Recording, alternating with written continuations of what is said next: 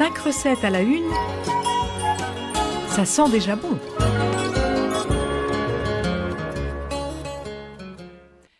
Bonjour chers amis. Dans notre société, les ressources naturelles s'épuisent et les effets du changement climatique se font de plus en plus ressentir. Il est donc essentiel de repenser notre manière de consommer.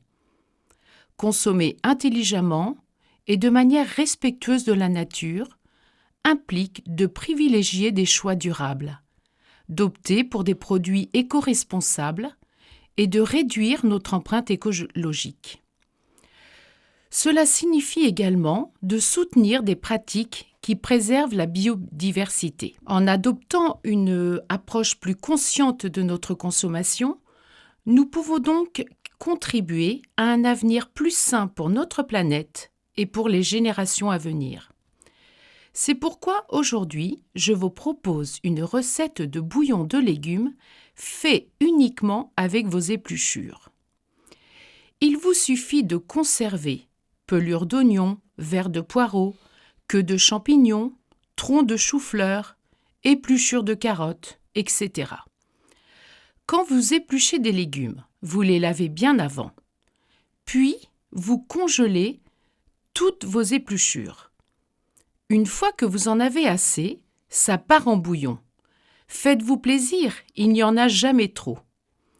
Les ingrédients: 1,5 litre d'eau, 700 g de parure de légumes, quelques shiitakes déshydratés, feuilles de laurier, 2 cm de gingembre, du thym, quelques gousses d'ail, une cuillère à café de poivre en grains, un peu d'huile d'olive. Versez un filet d'huile d'olive dans une cocotte sur feu moyen. Faites revenir les parures pendant quelques minutes. Versez l'eau froide. Ajoutez les champignons déshydratés, le poivre, le laurier, le gingembre.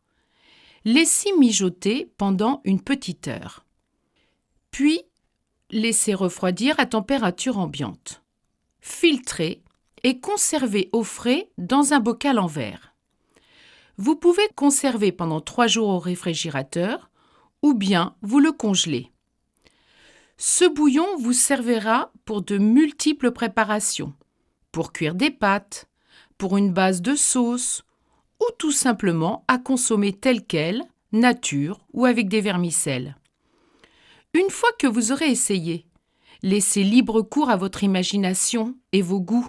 Choisissez vos aromates différents, des poivres différents, ajoutez un petit reste de viande. Le changement, ce n'est pas pour demain. Yallah, comme disait sœur Emmanuelle. C'était 5 recettes à la une, à réécouter sur radiofidélité.com.